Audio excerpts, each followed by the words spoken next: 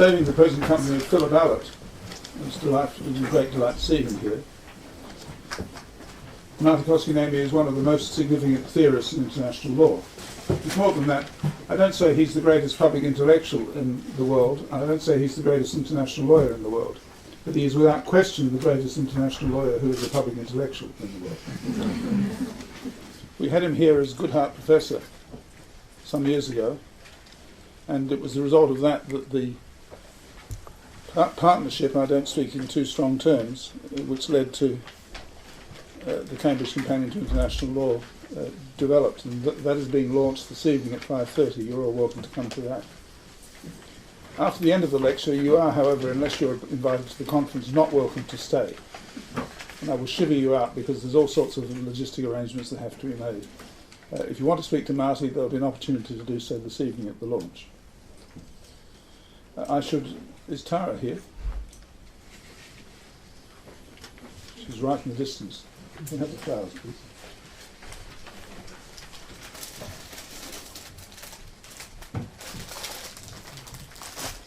Well, while we're getting Tara, I'll give you the other notices that need to be given. I mean, there are any other notices. Oh, yes, there is. The title of today's talk is The Politics of International Law. Marty has published a book, We Authors, Ma'am, on the Politics of International Law, published by Hart. It is available to you at a 35% discount, and we promise to sell 4 copies. You can alternatively use the brochure for the talk today and get a 20% discount directly from Hart, thereby missing out on the 15%. So you'd be most welcome to buy one of these things afterwards, and there'll be someone available to take your cash.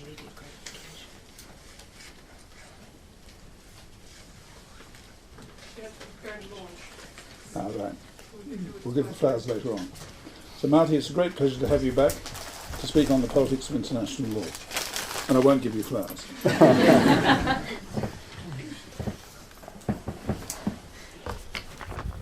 Well, it's a great pleasure to be back in Cambridge again, to see so many friends, colleagues, to see James, and the whole operation of the Lauterpath Center once again. So it's customary for speakers to congratulate themselves of the difficulty of the topic they've been given, or they've given themselves. There's 2 specific difficulties with this topic. On the one hand, it sort of points me to summarize everything I've done in the course of my professional life. I wouldn't do that. I would be bored and would still be sitting here next year. On the other hand, there's been a conference the morning on the politics of international law. So many of you are completely inside this topic, have a sophisticated framework being constructed in your minds by this, and you will feel that I will just be repeating some of those issues that we discussed in the morning. But it is true that this is also a summary of what I've been saying in different forms in the course of the years. The book, The Politics of International Law, is a collection of essays. Some of you may know some of those essays. They all are obsessively focusing just on that one question about what does the political mean in international law, how does it operate, and how, or let me put it in this way, how does our intuitive understanding of the politics of international law get articulated in the various professional practices in which we are engaged. But I'm not going to summarize the book either. I'm just going to clear the way to explain to you what is the relationship finally now within these walls at this moment, what is the relationship between international law and politics. And I say a few words at the end on where I think the politics might now be going. Okay, so but like all good things, or let's say like all intellectual things, this story also has to start in Germany. And it starts with a juxtaposition of 2 persons, Hans Morgenthau and Herr Lauterpath. So Hans Morgenthau the founder of of international relations, famously in the United States after he migrated, published his dissertation 1929 on the tasks and limits of international law. In German, it was a Frankfurt dissertation, and in that dissertation he asked himself the question, what is the role of law in the international political world? And he particularly wanted to address the question which many German lawyers, including his own supervisor, Karl Strupp, had been asking: how can we accommodate or deal with the famous reservation of vital interests and honor in international arbitrations? Is there a way to professionally deal with that? It's a political reservation, clearly. And Morgenthau said, well, it cannot be delimited or delineated in any specific way. That whether we feel a matter that deals with our vital interests or honor is a function of how intensely we feel about that matter. Politics is an intensity field. We start to feel a thing being political when we feel intensely about that. There is no way we can map out the aspects of the world about which people feel more or less intensely.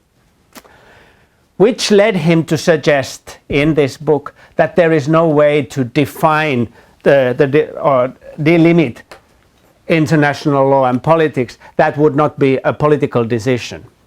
So Hans Morgenthau, for him, everything in this, if here is politics, there is law. For him, law is whatever is left once the political has been delineated. The space of law, the little bit in this universe of things here, is constantly conditioned by our understanding of the political or our desires and passions, what we feel intensely. So what we are cool about and nonchalant about, that's law, and it's this little thing over here is what he said. Now, Hersch Lauterpacht, 1933, in Britain, wrote The Function of Law in the International Community precisely to refute this view. Lauterpacht's function also starts with the query about the nature of the reservation of vital interest and honor. Can it be delimited? And he says, like Morgenthau, for whom he had great appreciation. You can find Lauterpacht's review of Morgenthau's dissertation in the British Yearbook in the early 1930s. So Lauterpacht looks in particular at three different questions. He asks the general question that he asks is, what is the role of political in law? And he sees political intervene in three different ways. First is the vital interest and honor. He says, well, it's true that it cannot be delimited by any criterion, but we can all find a place to it in our imagination. As legal professionals, we have no difficulty in giving room to sovereignty. Sovereignty, of which vital interest and honor are an expression, is a legal notion. And of course there's a role for sovereignty, like there is for vital interest and honor, but that role is completely delineated by law, by legal argument, through judges on an everyday basis. The second question he asked was, well, what about the famous distinction between legal rights and political interests? People were saying at this time, if a matter deals with political interests, lawyers should not touch it, or deals with political rights. And again, Lauterpacht would say, yes, there is some truth to that, but this doesn't mean that lawyers could not delineate a specific area where political interests, that is to say, sovereignty operates. That area is delimited by law, and in this way can be dealt with. And the third problem he dealt with was the problem of peace.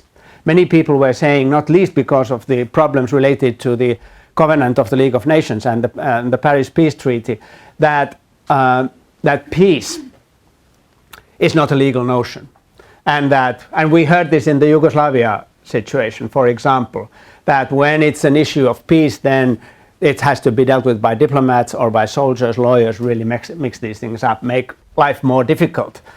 And Lauterpacht said finally, well, this is an altogether stupid view of law. Lawyers are not that idiotic to overlook concerns of peace. If a concern of peace is real, it can always be articulated as a legal concern. So Lauterpacht was making the same argument about the impossibility through a criterion of distinguishing the legal and the political. But what he was saying was that, well, through law we can always leave a space for political decisions, for sovereignty. It's just a matter of the jurisdiction, a jurisdictional delimitation undertaken by law. So you see, at that early moment in the interwar era, two German-trained internationalists both addressed the issue of the relations of international law and politics. Both said there can be no delimitation, but what their conclusion that they drew was exactly the opposite. With Morgenthau saying politics determines whatever little role there is to law, Lauterpacht saying law determines whatever little role there is to politics and sovereignty. So this leads me to, and I apologize for those students and friends who've seen this figure sufficiently often.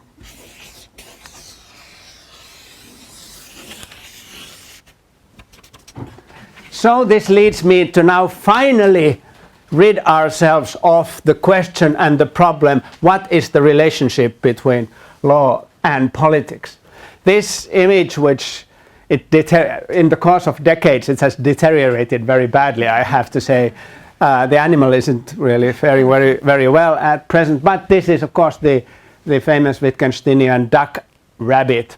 It's supposed to be a duck looking in this direction and a rabbit looking in that direction. So the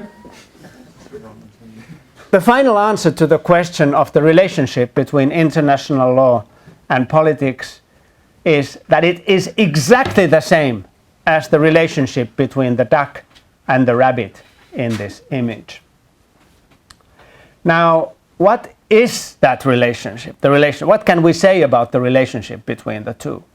On the one hand, we can say that the distinction is not something in this image, in the world itself, in this image itself. The distinction is something that we operate in our minds. And we, of course, some of us are better and some of us are worse in this. And when I show, and as this is going to deteriorate in the course of further years, if I still am able to teach this, then it will become more and more difficult for audiences to imagine what's going on here. But especially if they followed my career in the past, they will train themselves and they will train themselves to flip the coin and to see, well, duck, rabbit, rabbit, duck, and so on. And if you ask small children, you will often hear that or see that they don't have that kind of flexibility. They usually say, well, it's a duck. And then you say, well, can't you see the rabbit? Can't you see the rabbit? And then slowly they get, yeah, oh, right. And then they train themselves. And then they become suave operators in the international world by being able to recognize from a discourse that they hear from a distance, whether it's a lawyer or a political scientist that's speaking. So it's not out there. And there is, in this sense, something quite nonsensical in asking the question about the relationship between law and politics, if it's the question about the relationship between the duck and the rabbit. But there's another important thing here. It's, of course, this is a famous image of Gestalt psychology in which we look at how people visualize things. And the point in Gestalt psychology is that we always visualize things as wholes. It's about the holism of our psychological lives. This means that when we see a duck or a rabbit, we see always an animal as a whole. None of us sees a terrible monster who is a half duck, half rabbit. The psychological mechanism always makes the quite imperfect image whole.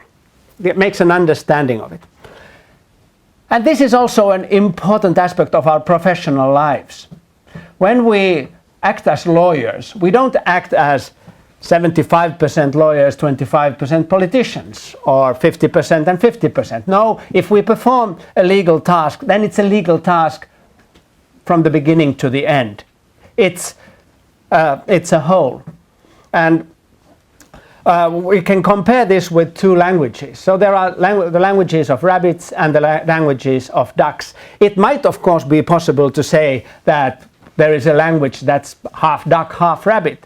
But this would mean that half of the populations of those animals would always end up misunderstanding or not understanding each other. When we speak a language as a whole. It would be idiotic for me here to start to insert Finnish words in my English sentences. It might be exotic, but it would not enhance our understanding of what it is that I'm saying. The point is that law and politics are whole professions. They are whole forms of our existential lives. They are languages. They have their own rules. They have their own professional engagements. They have their own interests. They have their own agendas. They have their histories, their sociologies, their psychological predispositions, their ways of behavior, their cultural patterns, the kinds of jackets that people wore, the bags they carry, the books they read, the love affairs they wage. All of this comes together as a whole image of what we recognize as what it is to be a lawyer or to be a politician. And we can, to finish with this, we can witness this in our students. And when they innocently come from schools and they all look the same. And then after maybe 6 months, maybe 1 year, we start to recognize those who actually went to the law school. And they recognize that those who went to read political science, they start to seem different. They become different. Ducks separate from rabbits. From some understandable and meaningful standpoint, they are just the same. But from the perspective of their own understanding of themselves, they become different. They start to speak duck and rabbit. And they disagree about it with each other. And they have different preferences. Their politics is slightly different. And we all know in which ways they are different. So this is the final word about the relationship between law and politics, and I could stop here. But as you know, I still have 40 minutes to go, so I can't stop here, and you've all come here. So I need to continue. So there is a further question to be asked. Well, why would one want to imagine oneself as a duck or as a rabbit? What specific interest is there for us to be rabbits today? Why are we rabbits? So we have this imagination about what it is that rabbits do in contrast to ducks.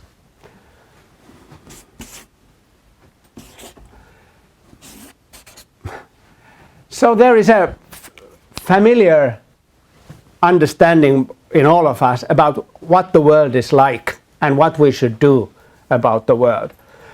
And it's an image that's portrayed to us always in first year law classes, even at school, when we ask ourselves, well, what this thing law is. So there is this narrative which says that once upon a time it was all dark and dangerous. It was a jungle out there. We fought for our lives. It was a bellum omnium contra omnes, in whichever vocabulary you want to say it. It was politics. It was dark and dangerous, passionate, uncontrollable, anarchic, whatever. It was really a tough place. Law came to take us away from there. So law is, in this sense, the other of politics. Whatever it is, law is those rules, those institutions, those mentalities, those ways of behavior which are opposite to this. But is there more to be said about? Yes, there is more to be said about that. So, so there is this understanding about the relationship. So, but you must see this is a progress narrative. So this is not just a conceptual relationship. This is also a temporal relationship between the political past and the legal future. So one way of thinking of this, well, the danger of politics is that it's just facts, it's power, it's the tank that came into my country, it's the bomb that fell, it's the fist that hit my nose, etc. And so it's what happens, it's a sociological fact. Some people have power, other people don't have power. That's one understanding of politics, power politics. And so to get away from there, we need that which is not facts. So what's that? So that's ideas. So this is the identity of law as ideas, typically as rules, also institutions, as principles. Rules such as non-use of force, a pristine environment, good ideas, ideas which, whatever content they have, mark themselves by their contrast to the dark facts of power and present existence. So that's one way of understanding, and many political scientists, realists, present this kind of an image, in part to ridicule law because of the weakness of ideas if you juxtapose them with tanks and fists and power over there. Now Hans Morgenthau is on this side. I am a man who stands strong in the dark jungle that politics is, whereas you, Hirsch, Lauterpacht, or we here at the Lauterpacht Center are men and women of ideas who can just be swept away by whatever happens over here. So that's one understanding. Law has some non-factual aspect to it, which is, as I've put it many times, normativity. That's an aspect that law has. Law to the facts of power, law poses the normativity of ideas. But there's another understanding of the relationship as well.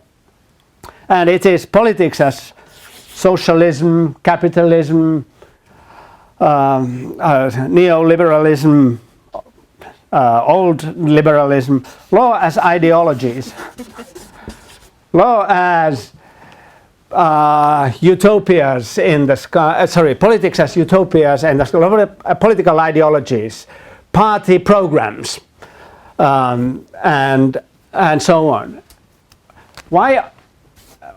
In some ways, the world could be ruled by ideologies. Why isn't it ruled by ideologies? Well, because we think ideologies are dangerous. Ideologies are intangible. Ideologies are merely smokescreens for the passions and selfish desires of the speakers of the languages of those ideologies.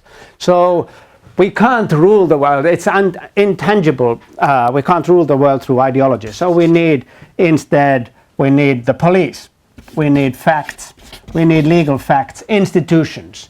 We need a court system. We need the fact of there being a rule book in which we can find out what the law said instead of consulting Father Lenin about what it is, how we should live.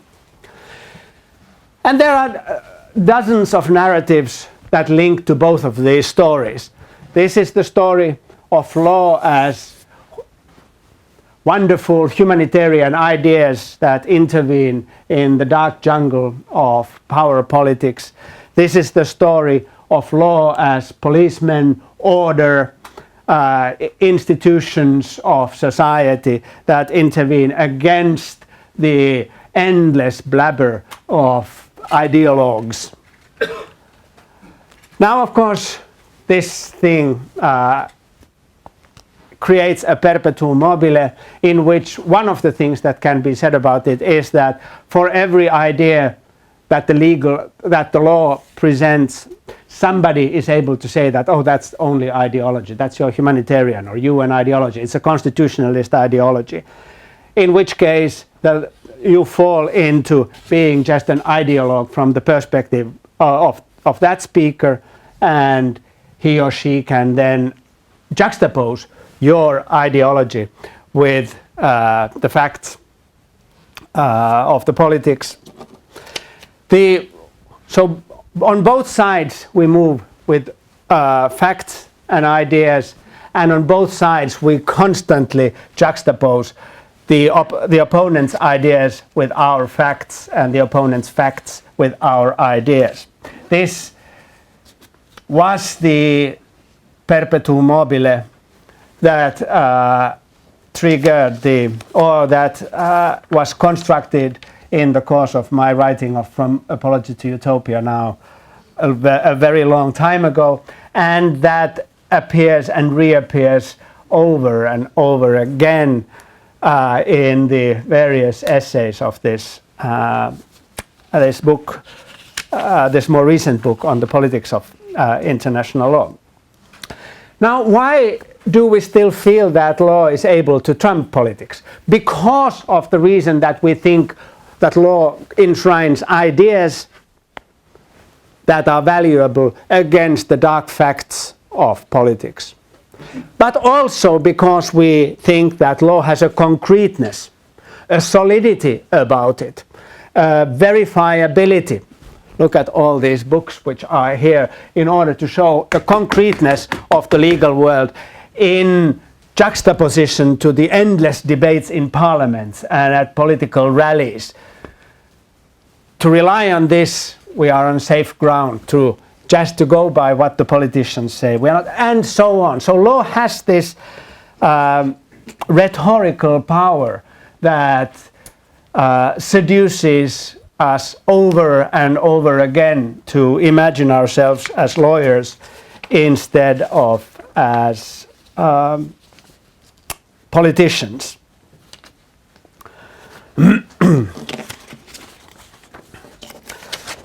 So why do we go to law? Law is the language of rabbits as against the language of politics, the language of ducks. Why should we want to choose one language over another? Well, this is because languages are instruments, or languages are ways of life through which we come to see some things very clearly. Law enables us to see society in a particularly sharp fashion. That's useful for us. Law's insights tell us about society things that non-lawyers do not know. We know this from everyday experience. Lawyers, in some aspects of their phenomenological lives, are more capable operators of the world than other people are. So that's a plus. But it comes with a minus. There's a blindness about law too. And we see this in some of the colleagues who, even at moments of friendship, in the evening, we've already left our jackets, we've had a couple of drinks, and they keep on and on about these cases they've read and about the new legislation, etc. The inability to look at life from without the legal spectacles on. That's a huge human problem often, but it's also, I suggest, a big social problem. We don't want lawyers to rule the world, not because we wouldn't think lawyers would be as good as any others, but they are, after all, lawyers. They are the people who find a problem for every solution. We don't want them. We don't need other kinds of people. So the legal vocabulary enables us to operate, but it also makes us hopeless operators in situations where we should just live. Now, but we are also called upon to be lawyers, to become rabbits instead of ducks, because it offers us a profession. And a profession empowers us. To be a legal professional goes together with a number of things that we want to have. The paycheck is usually, well, it could be better, but it's okay. The places we travel, the conferences we go to, the way in which people listen to how we speak in moments when the lawyer speaks. We enjoy that. So it empowers us. So that's the plus. Now what's the minus? Well, it makes us irresponsible. So it enables us to say, oh, it's not me who decides, it's, the decision comes from this book and off you go, 30 years to life, or whatever it is we say. So it's not we, it's the law. That kind of an attitude in some social circumstances is precisely what we want to inculcate. But, and the German history would be just one example, it would not be the only mindset that we would want to inculcate. The legal mindset is a mindset of personal irresponsibility. So again, a plus and a minus. Thirdly, to become a rabbit is to choose a set of projects. Law, in addition to being a vocabulary and a profession, is also historically situated in the advancement of some projects. The lawyer's preferences are not the common citizen's preferences. Law comes with a definite normative baggage. In the international world, we can mostly pick out very rapidly 5, 6, 7 kinds of preferences. It's a constitutionalization project, it's an institutionalization project, it's a project for empowerment of particular kinds. There are bureaucratic practices that are being advanced of certain types. There is an automation of social collectivities of a particular kind, and so on. Law is instrumental towards these kinds of projects. My own historical research now looks at how the idea of an individual right emerged, spread, and was attached to various kinds of social problems, to various projects of exercise of power in the world. It's instrumental, but it's also limiting. And many of us, especially in human rights classes, when we lecture students on David Kennedy's writings, we lecture to them about the various ways in which the legal language limits our ability to operate and help out those whom we want to help. It's instrumentally useful, but it's not a panacea. There's a final question about this aspect of law, the goods that law brings. It's a philosophical question. It's a question that is often raised in Europe, seldom elsewhere than in Europe, or at least, well, it's raised because the Europeans think they have some response to this, and this concerns the inner value of law. That there is some morality that automatically is attached to rabbits, but that ducks lack. I'm agnostic about this. I think it's for all rabbits, it's extremely important to imagine that they, alongside being rabbits, are also moral animals. That they read books, educate each other in moral vocabularies, and imagine that the duck's very business in the various ponds in which they exercise duck kind of authority. I realize I'm mixing now ducks and rabbits, which actually is a mistake. It's a terrible mistake that one should never do. But you get the point. So there is, I think, a value to it that lawyers think of their profession as having a morally articulable core or aspect to it. Now, but I do have something more to say about the legal project, and I have to, and this something more has to do with the why it is that I find it so difficult to think that rabbits, no, so it's rabbits, it's lawyers. So that rabbits are actually engaged in a moral project, and that has to do with the narratives that rabbits tell about what the kind nature of the project is. And I already earlier pointed out that there's a chronology about it, that it's a progress narrative in which there is a starting point, which is an experience and then there is an objective somewhere there. We wouldn't, so as the saying goes, in a world of angels, no law would be needed. We need law because we somehow feel that the present world is insufficient as it is, unacceptable in some aspects of it. And of course, we widely differ in our sense of how intensely we feel that the world is unacceptable or disastrous or slightly problematic, however we want to put that. Anyway, we need law in order to get us away from that experience, the negative experience, to some sort of a goal that's out there. Now, that's fine. That's an aspect of law. It's also an aspect of the fact that rabbits do think of themselves as moral animals. Where would they not be inculcated in this kind of a progress story, they would find it harder to think of themselves as acceptable as they come with the paycheck back home at the end of the month. But the experience that they have of the unacceptability of the world is problematic. Many people would say that the experience, this is a standard international law point, that the experience of unacceptability can be enshrined in sovereignty. Sovereignty.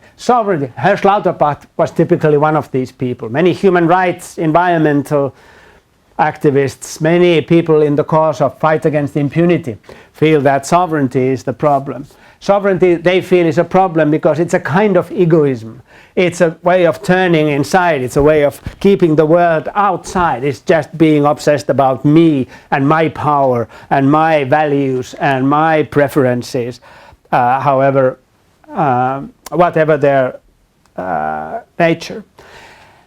And if that is the negative experience, then of course the experience itself suggests what the project should be.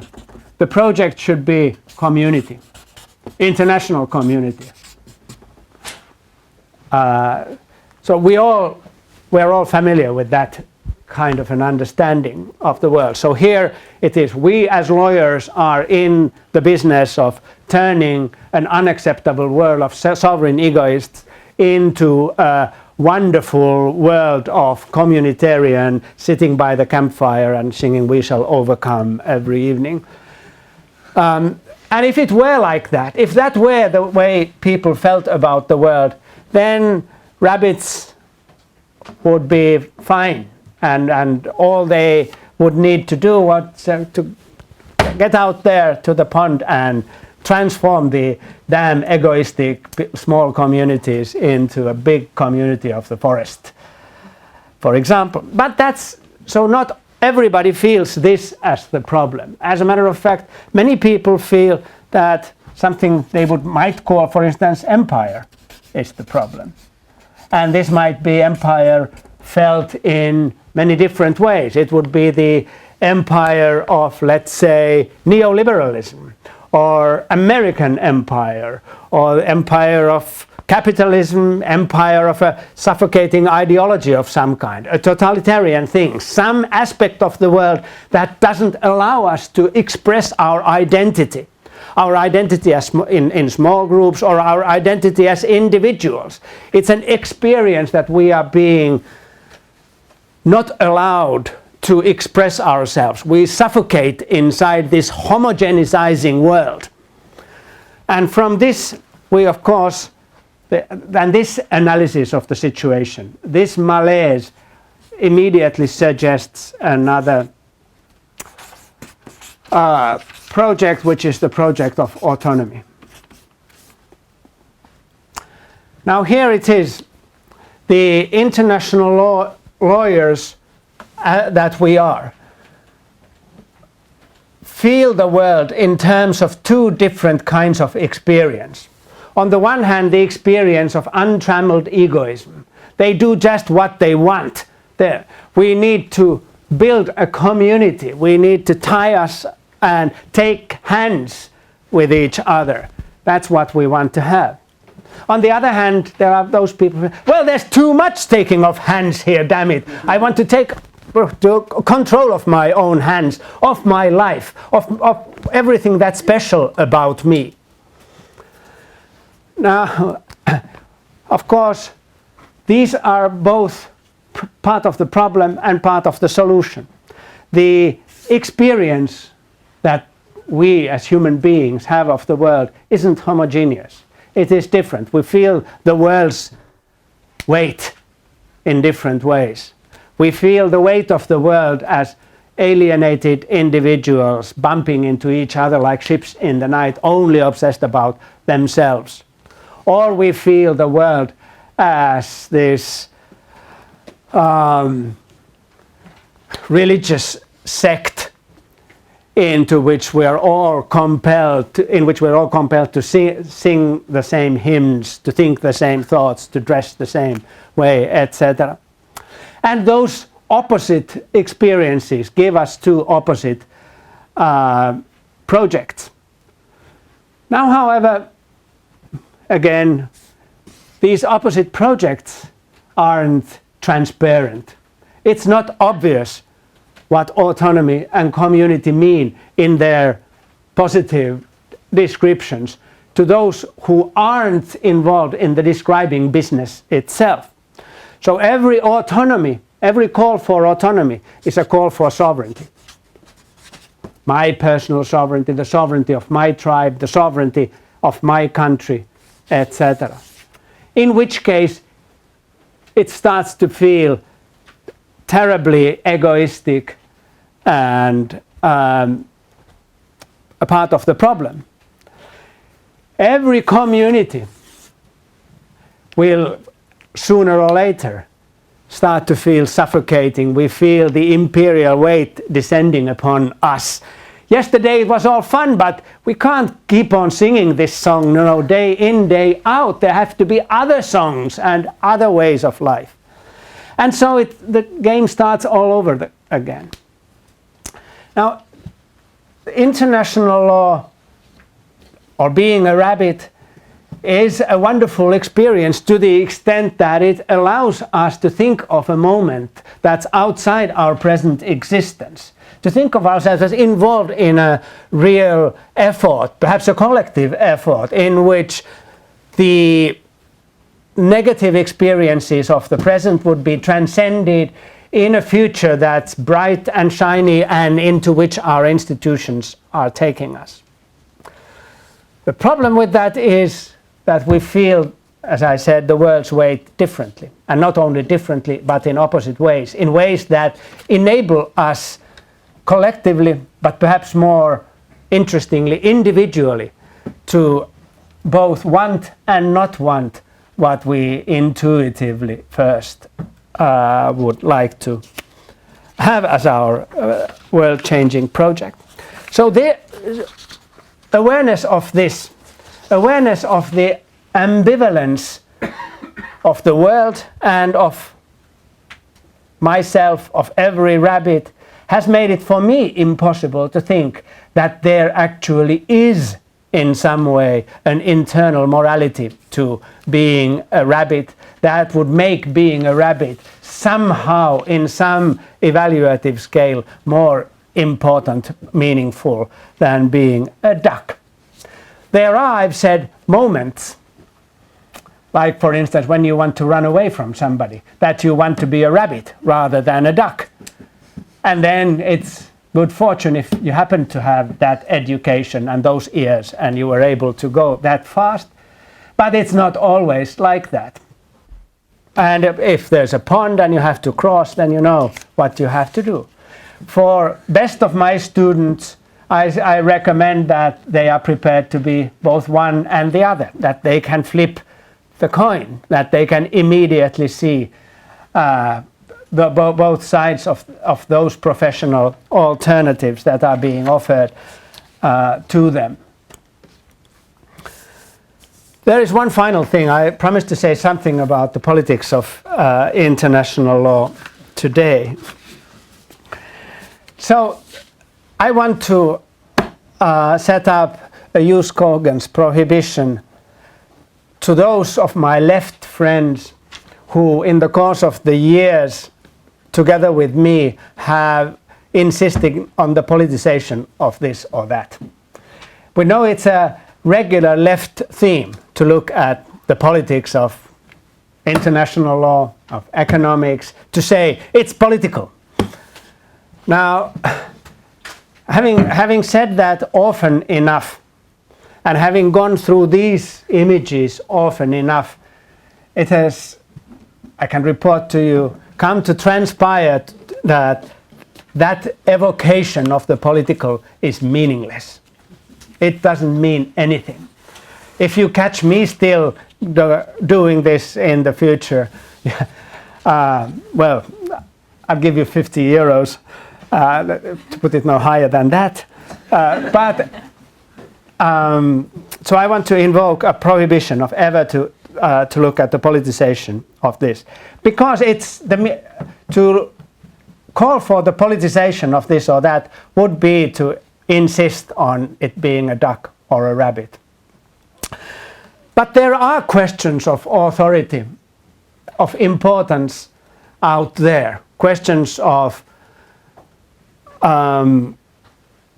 preference, questions of distribution, questions of good and less good choices. How do we go about them? So one prevalent phenomenon in my professional life has been the fragmentation of international law. And well, I don't want to go into this in any detail, but I've come to understand fragmentation as a professional worry among ambitious operators, that the legal vocabulary, that speaking rabbit, no longer carries the kind of authority that it used to. And therefore, we have to speak trade law, economic law, security law, human rights law, environmental law, sports law. You have it. Now that development has been conventionally discussed in terms of the politics of expertise. We become more and more technical in our expertise, in our demand of expertise, in our recognition of what is authoritative in the languages that parade in the international political field. Now it seems to me that the relationship between law and politics is not the only relational thing in the world that can be articulated in terms of an analysis like this.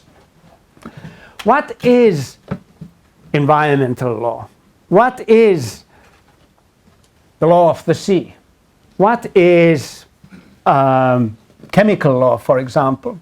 In the course of the fragmentation project, I look at some examples, and I found that, for instance, if one imagines a carriage of chemical substances in, to take an almost random example, in the Baltic Sea, one can articulate that in legal terms in 9 different languages, 9 different, if you wish, rule schemes, 9 different professional sensibilities, 9 different frames: law of the sea, human rights, chemical law, the Baltic law, the law of the laws of the coastal states, etc., etc., etc. And each of these articulations carried with it a slightly different suggestion as to how one should deal with that problem. I suggest to you that this problem is endemic, and that everywhere, every aspect of our contemporary lives can be recounted in easily half a dozen, doesn't really matter how many expert languages. And each of those languages comes with its own cultural, sociological, historical, and of course economic biases.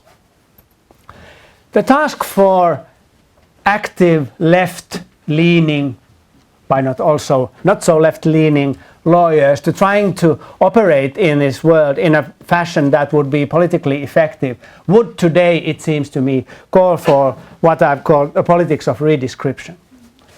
Politics of redescription would be about looking at a problem out there in the world and describing, or in this case, redescribing the problem in terms of the language of which we, me and my friends, feel that we are authoritative. And then to deal with that problem in the way we want to deal with this.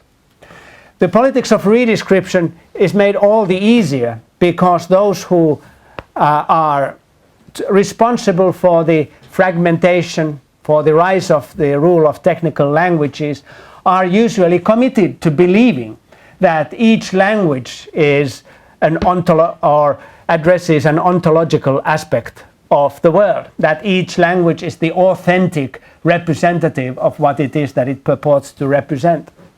If there is one thing that rabbits learn in rabbit school, it is that there are no such languages, and that rabbits that the special professional ability of rabbits is to jump from one language to another, to be native language speakers in as many languages as they have political projects. And I end with that ambiguous note. Thank you.